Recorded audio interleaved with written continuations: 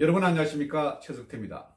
여러분, 지금 대한민국 경제, 우리 경제 깊은 수렁에 빠져 있습니다. 침체 늪에서 헤어나오질 못하고 있습니다. 아시는 것처럼 대한민국 올해 1분기 경제 성장률이 어땠습니까? 마이너스 0.3%를 기록했습니다. 마이너스 성장을 한 것입니다. 오히려 거꾸로 한 것입니다. 그런데 세계 경제는 지금 어떤 상황입니까? 미국, 일본, 심지어 타이완도 계속해서 좋은 성과를 내고 있습니다. 우리나라만 유독 이렇게 어려운 상태입니다. 그리고 또 지난 4월 실업자 수가 얼마나 됐습니까? 124만 5천 명에 이르렀다고 합니다. 실업률이 4.4%.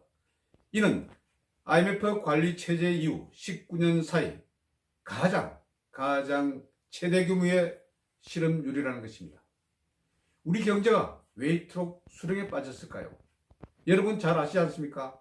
문재인 정부 출범 이후 소득 주도 성장 산업, 간추려서 줄임말로 소주성 정책, 이것이 정말 엉터리 정책이라는 것이 많은 경제 전문가들이 지적하고 있습니다. 그런데도 계속 이 정책을 밀어붙이겠다는 것 아닙니까? 지금 이 정책을 편 장하성 전 정책실장은 어디가 있습니까? 중국 대사로 가 있지 않습니까? 정책을 잘못해서 비난을 받는 사람도 문재인 정부에서는 모두 관대하게 그렇게 처리합니다. 오히려 영진을 시키고 있습니다. 중국 대사에서 떵떵거리고 있습니다. 이런 상황입니다. 그리고 또 아시는 것처럼 문재인 정부 들어 2년 새 최저임금을 30% 가까이 올렸습니다. 그래서 2015년 5,580원에 불과하던 최저임금이 지금은 8,350원으로 껑충 뛰어올랐습니다. 그런데 실제 이것도 주휴수당까지 합하면 시간당 10,000원이 넘는 수준이라고 합니다.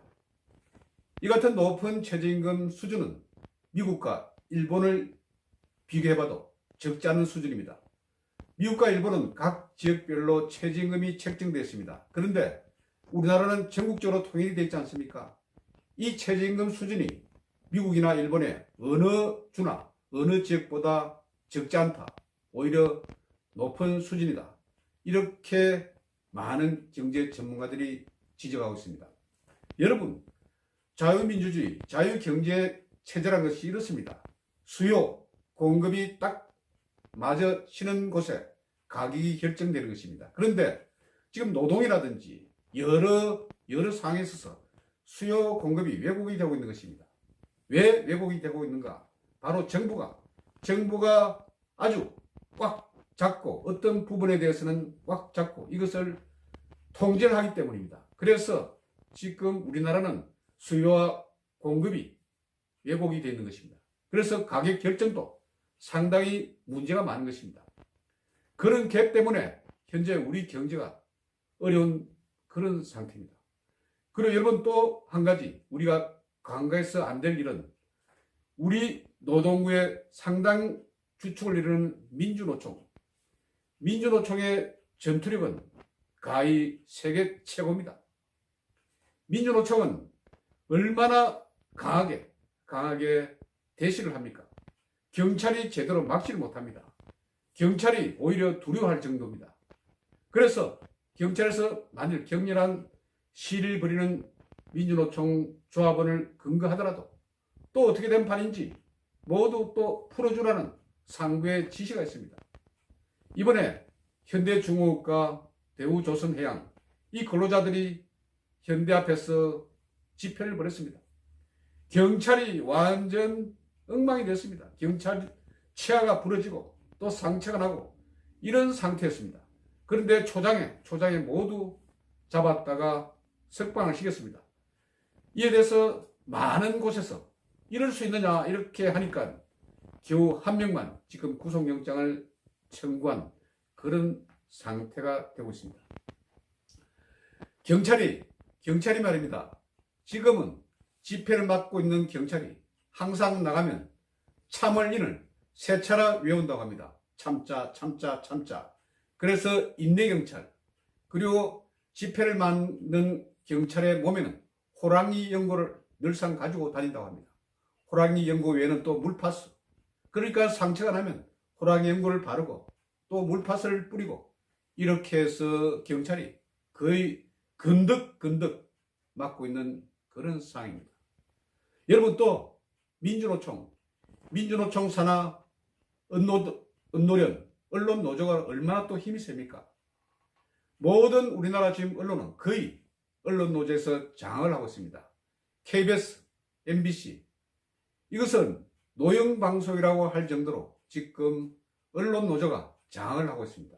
그러니 민주노총에서 나쁜 일을 벌이더라도 이것이 제대로 언론에 보도가 되지 않고 있습니다. 그래서 혹시 아는 분들은 유튜브라든지 일부 종편이라든지 이런 매체를 통해서 겨우 알 수 있을 그런 정도입니다. 지난번 민주노총 국회에서도 난리를 펴지 않았습니까? 또 이번에도 또 난리를 폈습니다. 그런데 그 사항을 제대로 아는 분들이 과연 얼마나 되겠습니까? 정말 딱한 그런 사항이 아닐 수 없습니다. 그리고 말입니다. 최근에 여러 가지 또 관련 법들이 문제가 많습니다. 근로기준법 새로 개정이 됐습니다.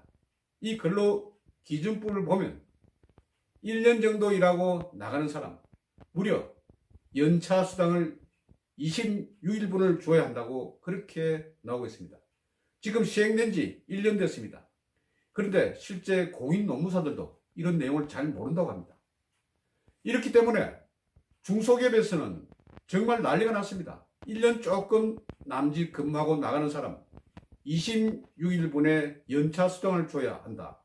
그럴 경우에 이것은 20년 가까이 장기 근속의 그런 근로자 거의 차등이 없다고 합니다. 그러니 중소기업에서 도대체 감당을 못하는 것입니다. 근로기준법도 상당히 문제입니다. 그리고 최근에 또 정부에서 ILO 이것은 국제노동기구입니다. International Labour Organization 국제노동기구에서 정한 어떤 규약이 있습니다. 그런데 여기에 또 맞추겠다는 것입니다. 이렇게 될 경우 어떻게 또 되겠습니까? 그러면 여러분이 우려하는 것처럼 정교조도 새롭게 합법노조가 된 것입니다. 지금 법의 노조인데도 불구하고 정교조의 힘이 아주 막강합니다. 그리고 또 우리 아이들 교육에 엄청 많은 간섭을 하고 있습니다. 여러분 아시는 것처럼 학생 인권 조례라든지 이런 것 등등 때문에 얼마나 또 일선 교육이 어려운 그런 상태입니까? 최근에 문제가 됐던 숙명여고 현모 교사 이 사람도 바로 정교조 출신이었다는 것 아닙니까? 그런 상태에서 ILO에서 지금 자신들이 바라는 대로 그렇게 정부에서 이번에 국회 비준을 요구를 한다고 하는데 만일 이것이 또 통과될 경우에 우리나라는 정말 큰일이 날 것입니다. ILO 핵심 협약은 이것이 상당히 남북이 분단되어 있는 우리 상태로서는 굉장히 받아들이기 어려운 그런 부분도 있는 것도 사실입니다. 이런 여러 가지 사항들 때문에 지금 우리나라에 투자하고 있는 많은 외국 기업들이 이제 서서히 빠져나가려고 하는 모양입니다. 정말 우리나라가 디스카운트 되고 있는 그런 상황입니다. 디스카운트. 우리가 완전 지금 값보다 훨씬 낮춰서 그렇게 평가되고 있는 그런 상황입니다. 그래서 지금 우리나라 주가도 아주 엉망이 되고 있습니다. 코스피, 코스닥 이 두 지수가 아주 엉망으로 떨어졌습니다. 오늘 얼마나 떨어졌습니까? 오늘 14.28포인트가 떨어져서 우리 주가가 2045.31로 그렇게 추락했습니다. 2050이 무너지면서 오늘 주식은 완전 투매 현상이 일어났다고 합니다. 그러니 이제 주식이 이제 희망이 없다. 버리자, 떠나자. 그래서 투매 현상까지 벌어진 그런 상태로 합니다. 지금 우리 주가는 아주 많이 떨어졌습니다. 올 들어서 어떤 상황인 줄 아십니까? 우리 주가는 단지 0.21%만 상승했을 따름입니다. 지금 세계적으로 보면 중국이 14%, 그리고 미국이 12%, 프랑스가 11%, 대만이 8%, 영국이 7%, 그리고 가까운 일본은 6% 이상 올랐습니다. 그런데 우리나라만 단지 한 자릿수도 채우지 못한 0.21%, 21%밖에 상승하지 않았습니다. 주요 경제국 중에서 가장 꼴찌 수준인 것입니다. 주식이 이렇게 엉망진창이 되고 있습니다.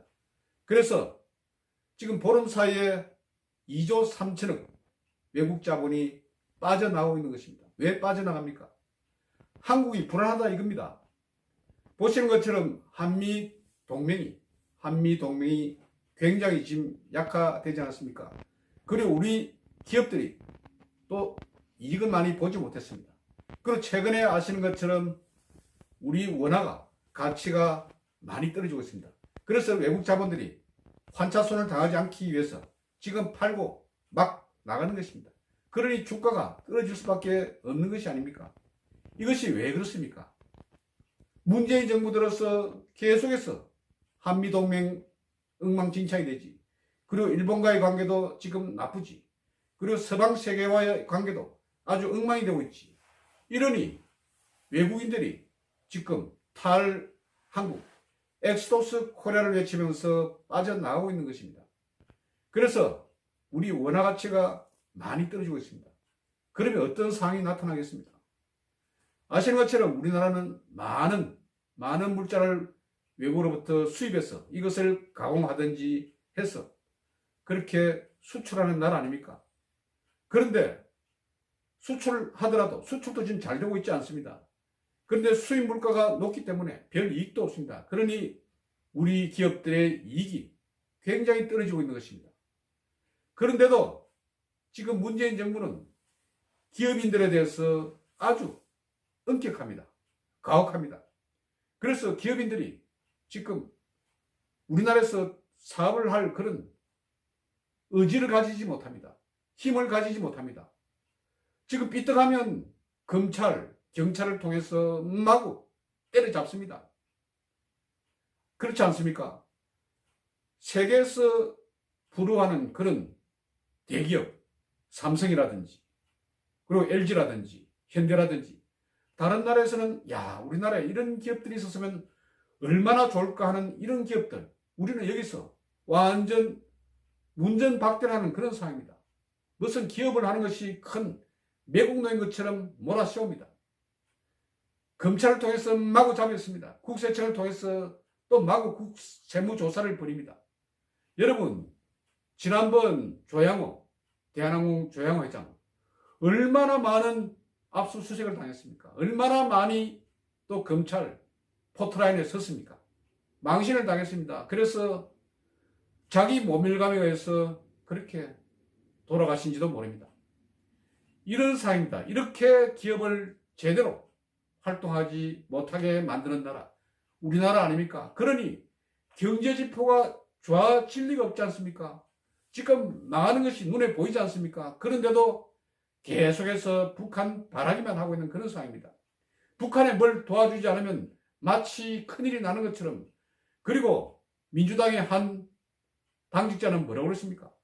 지금 우리나라에서 쌀을 북한에 줘야 하는데 오히려 쌀을 줘서 이것에 드는 보관료를 줄여야 한다. 이렇게 이야기를 하고 있습니다. 이렇게 엉터리 같은 그런 궤변을 말하는 사람이 지금 정부 여당의 바로 주요 당직자인 것입니다. 정말 한심하지 않을 수 없습니다. 정부가 이렇게 하니 경제가 엉망이고 경제가 엉망이니 우리 국민들이 지금 못 산다 이렇게 난리를 펴지 않았습니까? 최근에 바로 의정부에서 일가족이 빚을 참지 못해서 일가족 3명이 스스로 목숨을 끊었습니다. 그리고 남은 15살 중학생 막내 아들은 과연 어떻게 될 것인지 생각만 해도 끔찍한 그런 일이 벌어지고 있습니다. 지금 우리나라가 정말 풍전등하에 위기에 빠져들고 있습니다. 여러분 그것이 느껴지지 않습니까? 그런데 문재인 정부는 도대체 왜 이러는 것입니까? 나라에 무슨 원수가 진 것입니까? 아니면 우리 국민들을 모두 몽땅 어떻게 하려는 것입니까? 정말 대여각성을 하십시오. 기가 차서 제가 말이 나오질 않습니다. 오늘은 최근에 어려운 우리 경제, 이것을 그대로 못 본 채 하고 있는 문재인 정부의 그런 모습을 한번 점검해 봤습니다. 여러분들 경청해 주셔서 대단히 감사합니다.